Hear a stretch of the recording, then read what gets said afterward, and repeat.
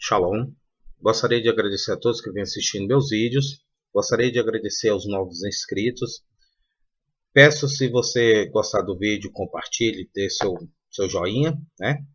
Bom, hoje nós vamos falar de um tema curioso e vamos falar de biologia no conceito científico e no conceito de Torá, porque muitos acham que que a Torá não tem nada a ver com a ciência, mas na verdade tem tudo a ver.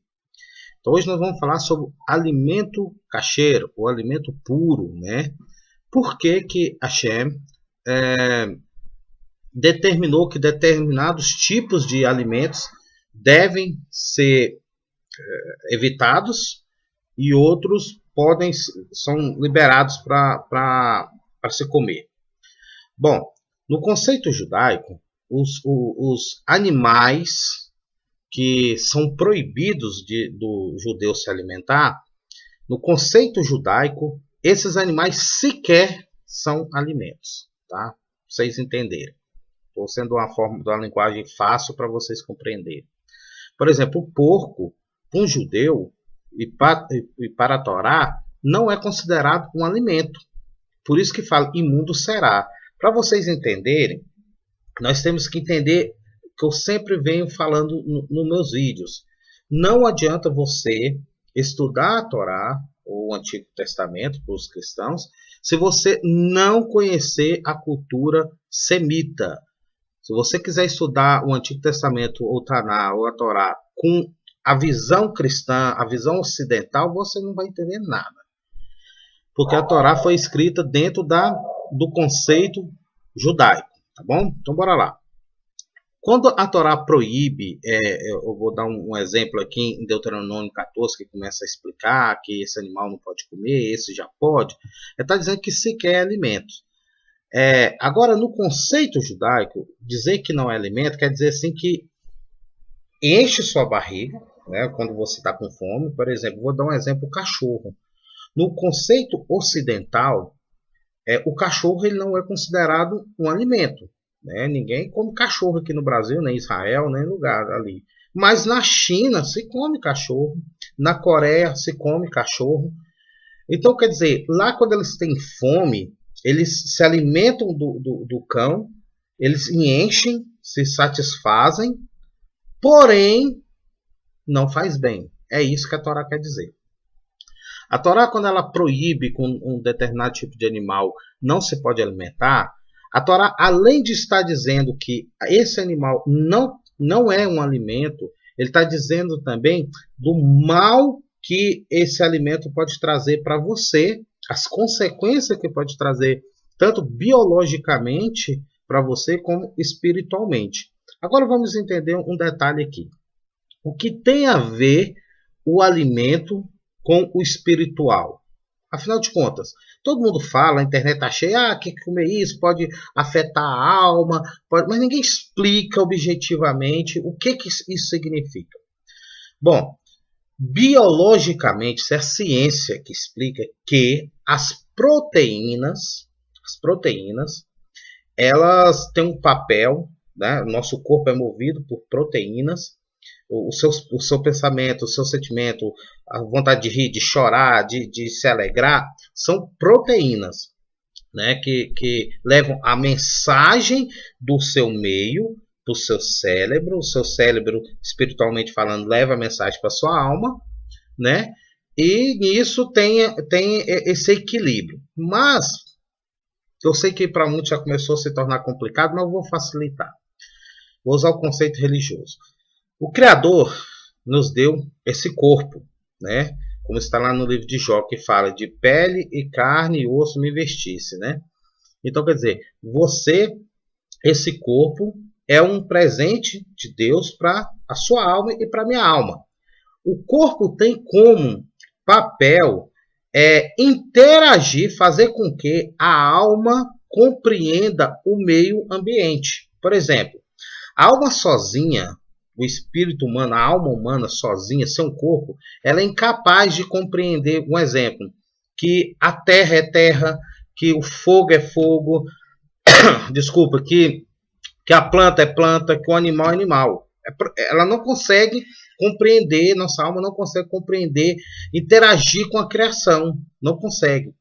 A nossa alma, ela só consegue entender a criação através do nosso corpo. Por isso que Hashem, bendito seja ele, em Gênesis 2, em Gênesis 1 ele cria a alma, e no Gênesis 2 ele dá o corpo para essa alma, por isso que as palavras são diferentes, né?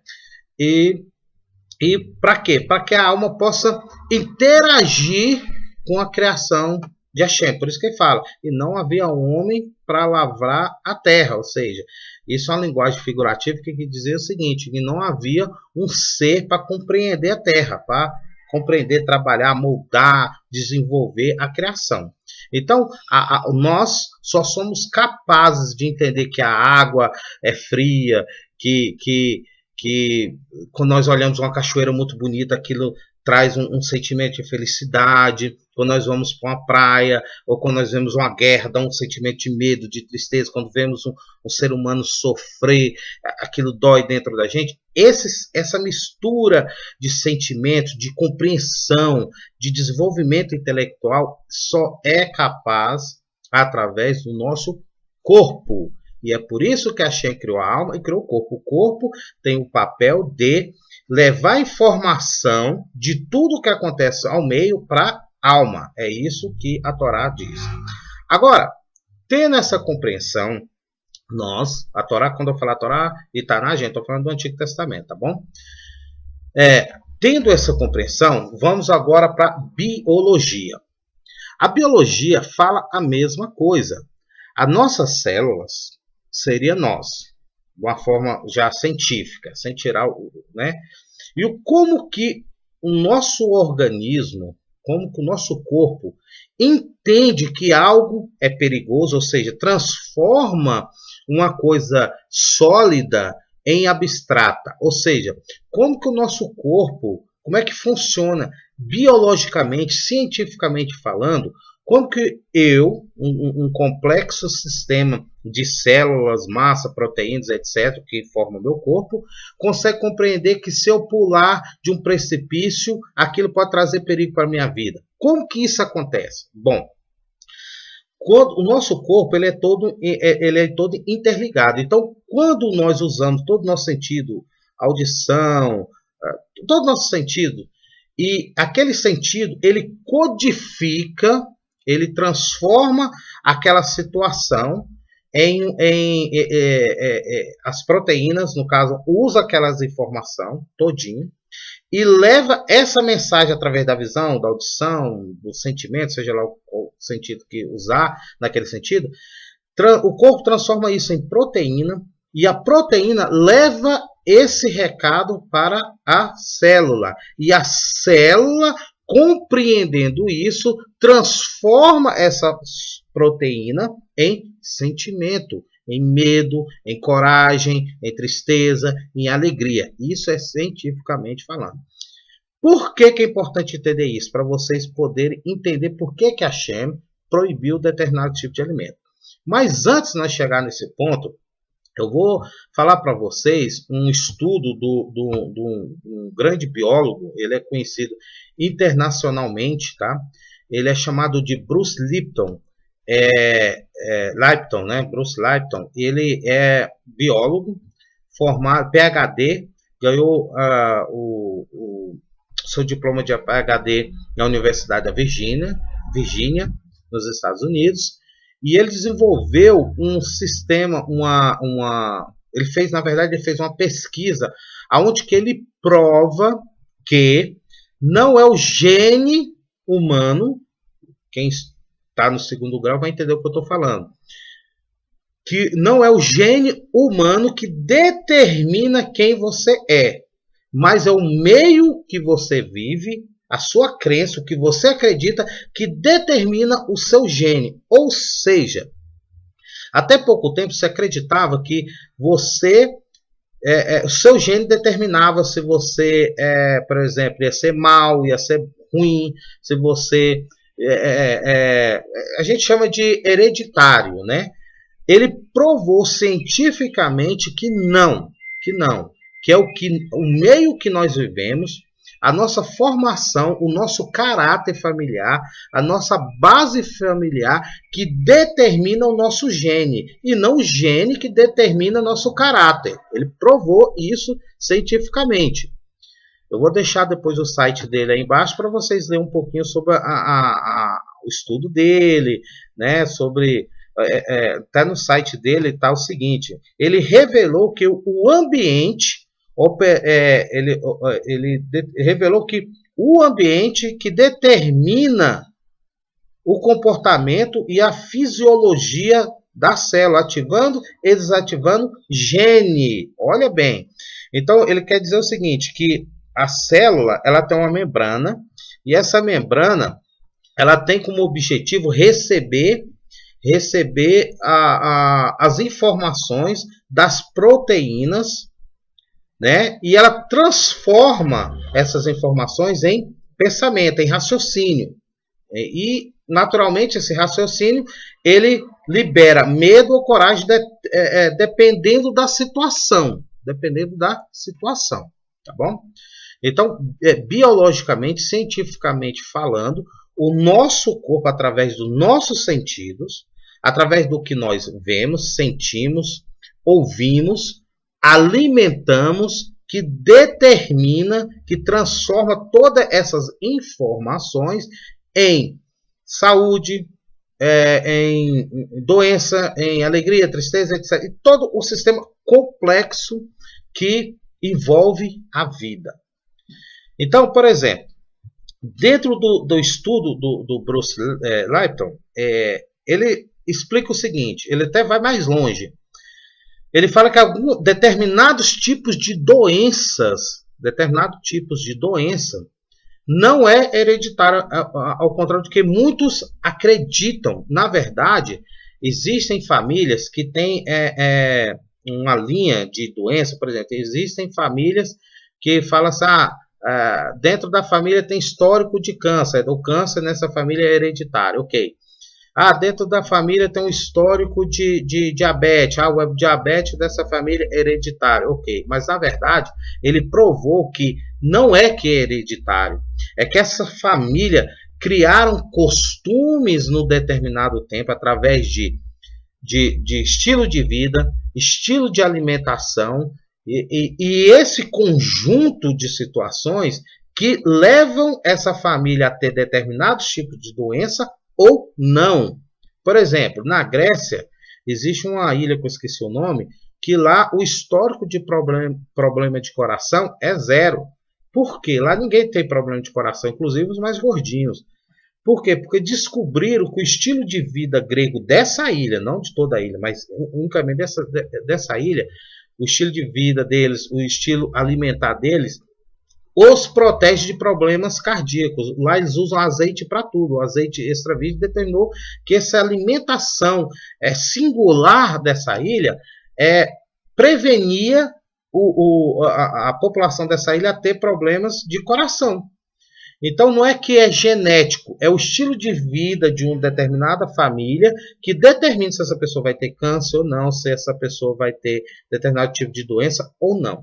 E a Torá ela fala isso. A Torá ela fala o seguinte: não comerá carne do porco, não comerá nada que vem das águas que não tem escama. Então, quer dizer, tudo que tem escama e barbatana pode se comer. O que não tem escama e barbatana não se deve comer. E vai determinando. Por que a Torá fala isso? Porque Deus aí já tinha revelado para Moisés que todo um meio, todo um estilo de vida determinava o caráter humano e também biologicamente a saúde humana. Então, quando você come um alimento impuro, aquele alimento ele vai transformar em vitaminas, tal, e no final das contas ele vai virar em proteínas. E essa proteína ela vai levar informação para a sua célula de uma forma, lógico, escondida, como se fosse um agente secreto, né? Vai levar essa informação e esse alimento vai começar a interferir no que você pensa, no que você sente. Então, se você se alimenta de um animal impuro, isso dentro do conceito, gente, judaico, você não é obrigado a acreditar nisso.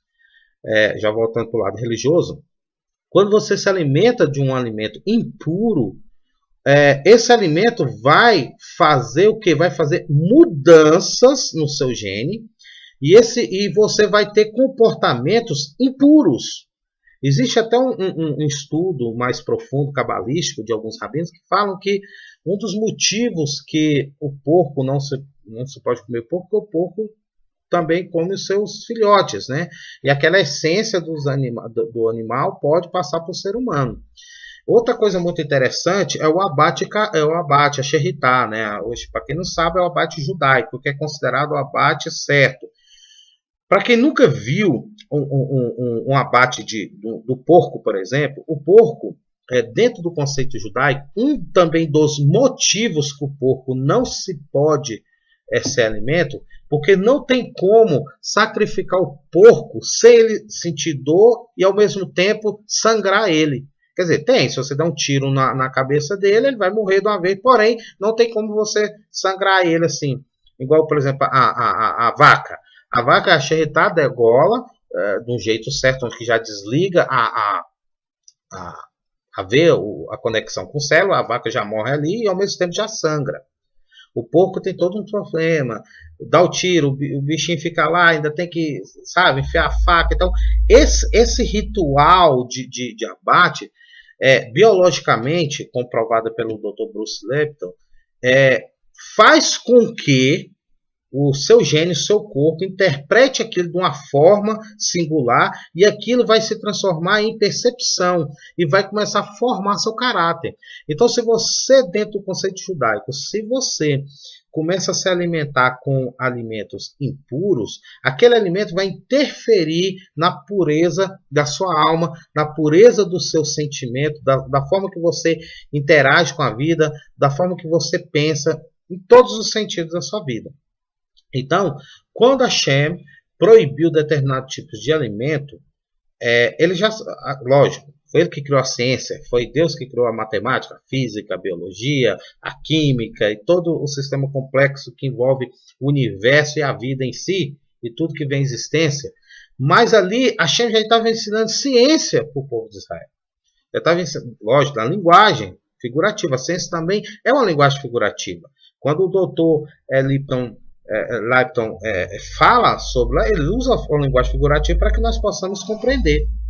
Então, aqui se prova que a Torá está certa, que sim, dentro da base do estudo desse doutor PhD em biologia, se prova que a Torá está certa. Ou seja, que o que você come, o que você se alimenta, o que você ingere e o estilo de vida que você vive determina seu caráter, biologicamente falando, seus pensamentos, o que você é e até a sua saúde.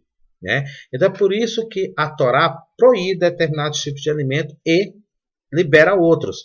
Porque aqueles animais que se podem alimentar deles são animais que não vai trazer prejuízo para o seu corpo, para a sua alma e para o seu organismo. Agora é interessante que esses sentimentos que nós sentimos através desse sistema complexo, ou seja, o nosso corpo interage com o meio ambiente, transforma isso em proteína, e a proteína é transformada em percepção, em sentimentos.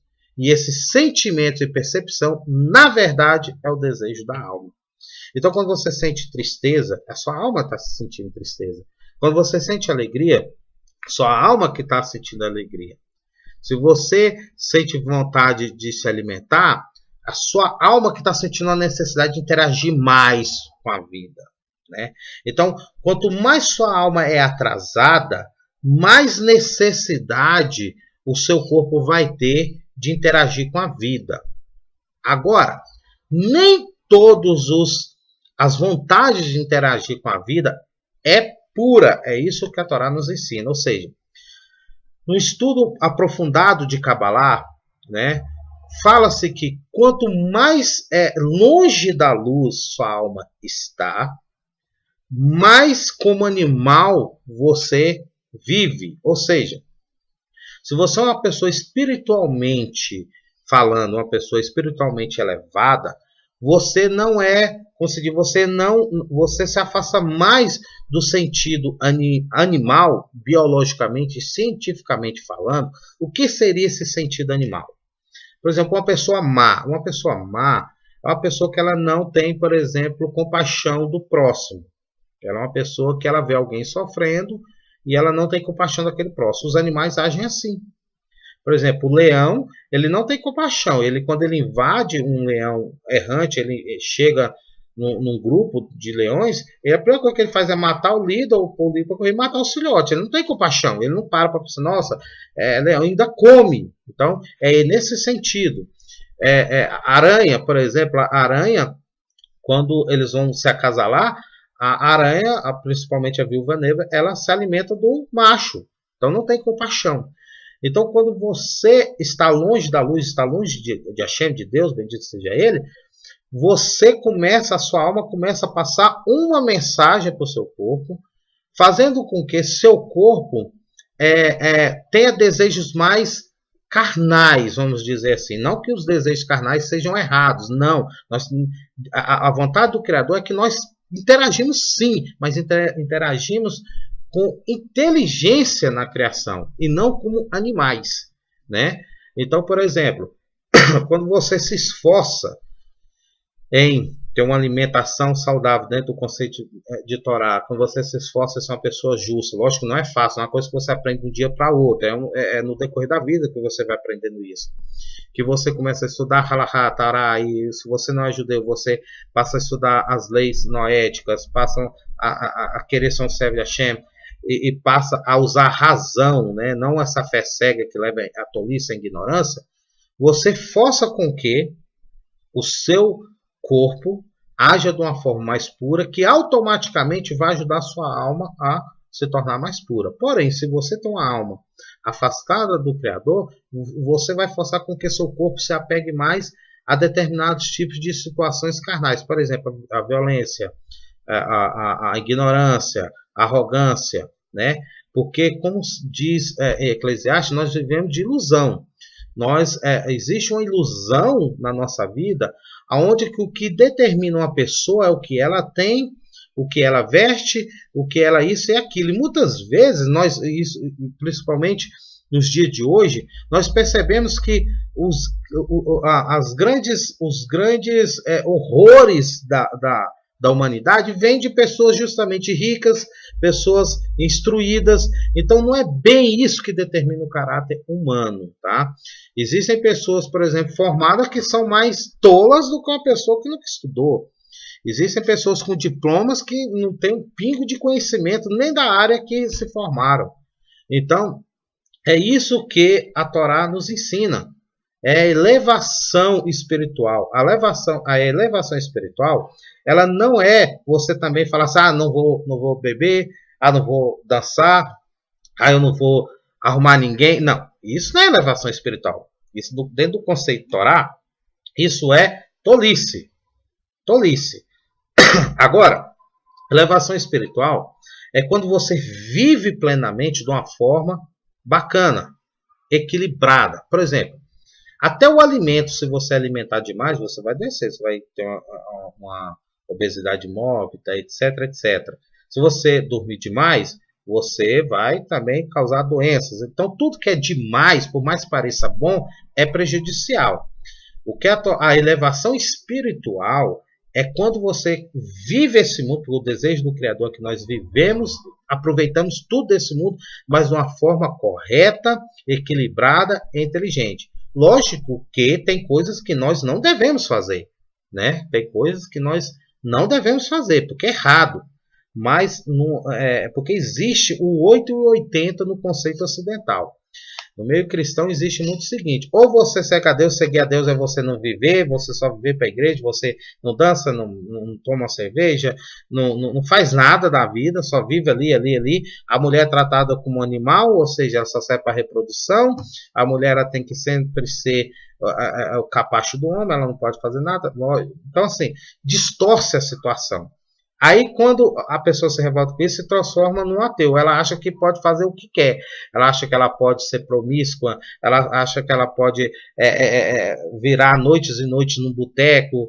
Ela acha que a pessoa pode... Não é o 8 ou 80 que é o problema. É o equilíbrio. Não é ser nem 8 nem 80. É ser a metade. Tem coisas que, por exemplo, dentro do judaísmo não é proibido a bebida. Não é proibido você dançar. Não é proibido.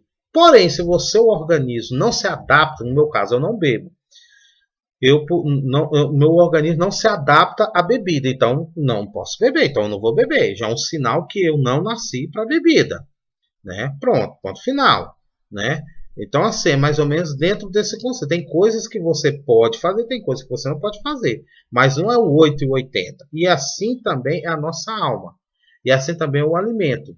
O alimento, existe alimento que nós podemos alimentar e outros que não. Por quê? Porque o que podemos traz benefício, tanto biologicamente falando para a saúde, como espiritualmente também para a alma. Como o alimento que é proibido traz desgraças ou traz algum tipo de deficiência, tanto do corpo como do pensamento, da forma de agir, como da forma de pensar.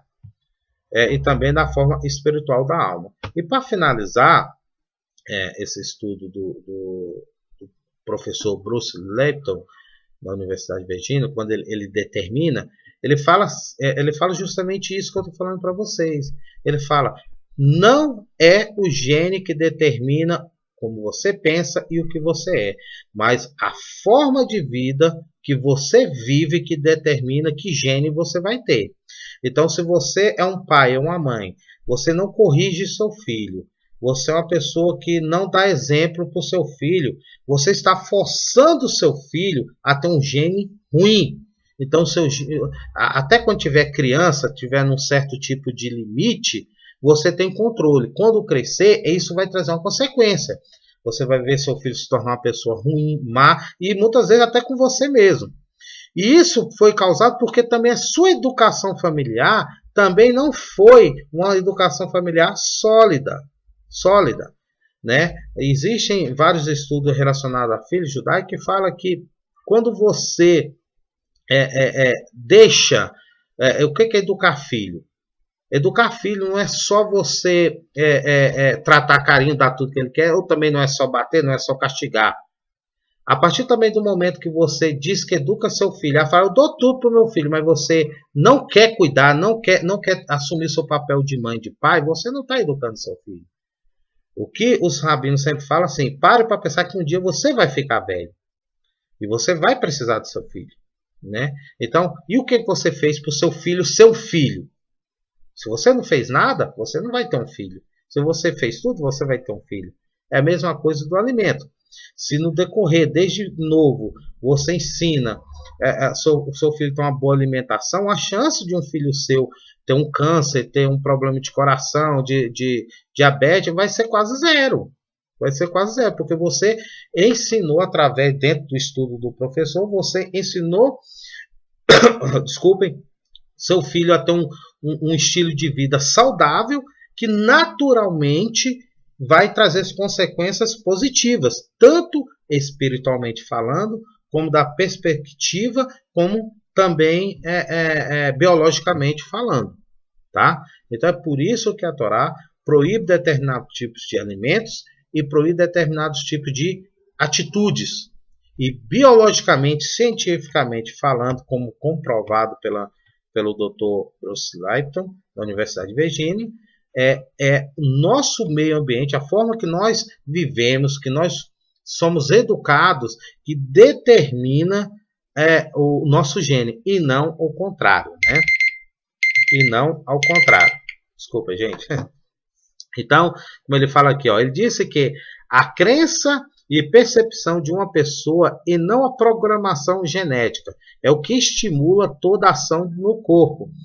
São, na verdade, nossas crenças que selecionam os nossos genes, que selecionam o nosso comportamento. Olha que coisa mais impressionante. Ele fala, as proteínas desempenham funções nas células e são os blocos de construção da vida. Olha bem. Então, os estímulos ambientais, ou seja, do meio ambiente, que entram em contato com a membrana das células, são percebidos pelas proteínas receptoras na membrana. Isso desencadeia uma reação em sequência das proteínas que passam sobre o que poderia ser descrito como uma mensagem para as outras proteínas, motivando alguma ação nas células. Então, gente, o que eu estou falando para vocês é baseado também dentro do estudo de Rambam Maimonides. O Rambam Maimonides foi um rabino que trouxe o raciocínio lógico da Torá para a comunidade, porque depois da saída, depois que o povo foi espalhado entre as nações, o povo começou a se perder. Muitos começaram a pegar só o misticismo. E o Rambam, por necessidade, por entender que Hashem é lógico, já que ele criou todo o sistema, e também o Rambam era um médico, né, o Maimonides era um médico, inclusive foi doutor médico do Saladino, que foi um sultão muito famoso no meio árabe, e ele, na sua vida, também se dedicou a explicar a Torá de uma forma lógica.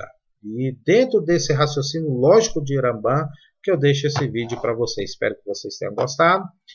Baruch Hashem, que o Eterno abençoe a todos. Shalom e compartilha. Até o próximo vídeo.